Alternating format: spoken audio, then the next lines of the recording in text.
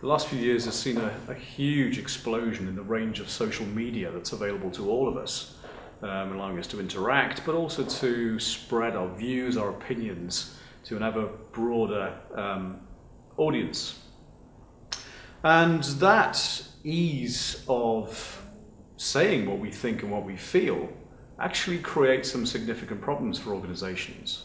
So there is a huge range of information that provides a very, very valuable, rich source of insight to help organizations manage potential PR problems and to help improve products and services, reacting to what people are saying. So we can help organizations to trawl this kind of range of this huge kind of ocean of data and to start applying rules to extract the kind of the topics that are being discussed that are important, and to start understanding the sentiment that's being expressed about those topics. Maybe even extending as far as identifying individuals that are actually talking either positively or negatively about our products and services, and allowing us to put strategies in place around that insight that helps us exploit good information, good commentary, good feedback, but maybe to mitigate against negative opinions and negative feedback. How much good information and how much noise is in this a huge universe of blogs and Facebook and Twitter and the others? There's the gold in that information, but obviously there's a huge amount of information that is not important. It's very important that we can help organizations to build rules, to extract those few key pieces of insight, and to help them use that to build some reporting, some intelligence that gives their business professionals an understanding of what's being said and where it's being said. I think social media has been seen as a bit of a panacea at the moment. I think organizations are probably misusing it. A lot of corporate organizations are using things like Facebook as kind of an alternative to their website. So they're just using it to push information in a relatively static way. What they're not doing is actually trying to establish any kind of interaction, any kind of collaboration with customers through these environments. So it's pretty essential that organizations work out how to use social media to their advantage. And I think a lot of organizations right now are still learning how they can do that.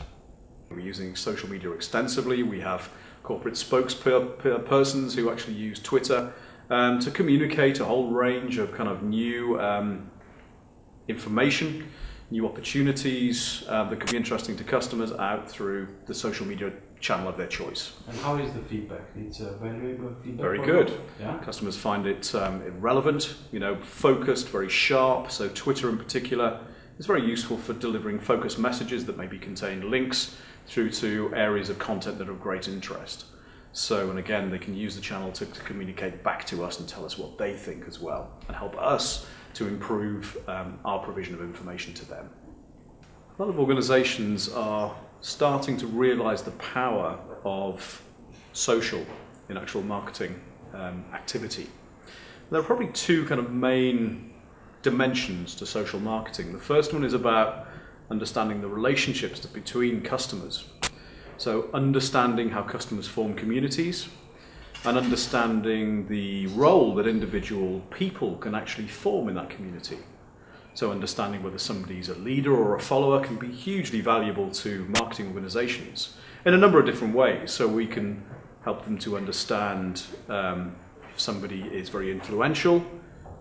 If they're at risk, then actually the organization would probably want to put significantly more effort into retaining that individual compared with somebody who's more marginal in a community.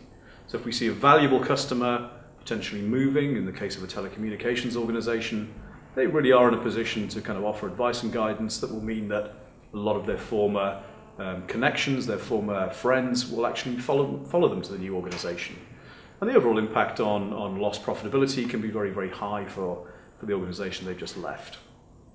So understanding people's roles in a network and using that information to market to them more effectively is becoming something that we're helping more and more organizations with right now. So telco in particular, helping them understand who's at risk of churn, helping them to acquire new customers, maybe from off network. In some countries, in other countries it's not actually permitted. Helping them to target products and services more effectively. If we can see who are key adopters of new technology, and then seeing maybe how that new technology spreads amongst a network of individuals, we can maybe use that information to target new products and services far more cost effectively, just directing attractive offers to the most influential people, and then hopefully by word of mouth, adoption will spread. And we've already done that on the back of making one particular contact with an individual customer. So the second element of social marketing is obviously social media analysis. The last few years have seen a massive explosion in social media, and we've seen a lot more channels emerging through which commentators, customers, journalists can express information about organizations' brand, about their products and services. To assist organizations in making the most of this information that's available out there, it's important that we can help them identify what's being said, about which element of their organization, is it positive or negative, and through which kind of media are the positive and negative messages emerging. So if we can see something very positive about an organization, that the recent campaign has been very successful, we can see that there's a bit of a buzz about it, and through social media people are starting to pick up on it. Maybe we then, through our use of social media, can exploit that buzz and strengthen that buzz, so word again spreads to an even wider audience. Social marketing can help organizations identify problem situations long before they become serious. And through positioning an appropriate response, through an appropriate corporate figurehead, actually a potentially negative situation can be turned into something really very positive indeed. Do you think Romania is prepared now for this phase of evolution for social marketing?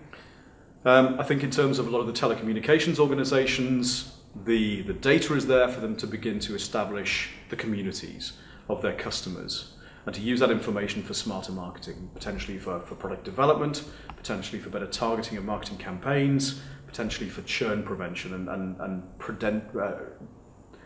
retaining the more valuable customers. In terms of social media analysis, organizations are starting to work out how to use it. So actually understanding how to use it as a feed into one-to-one marketing, I think we're in early stages of development, as we are with most European countries.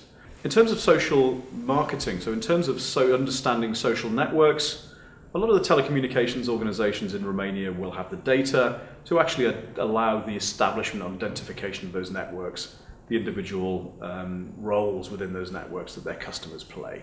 They can use that information for more effective marketing, for targeting promotional campaigns, for preventing defection, and they can do that right now with the information they have.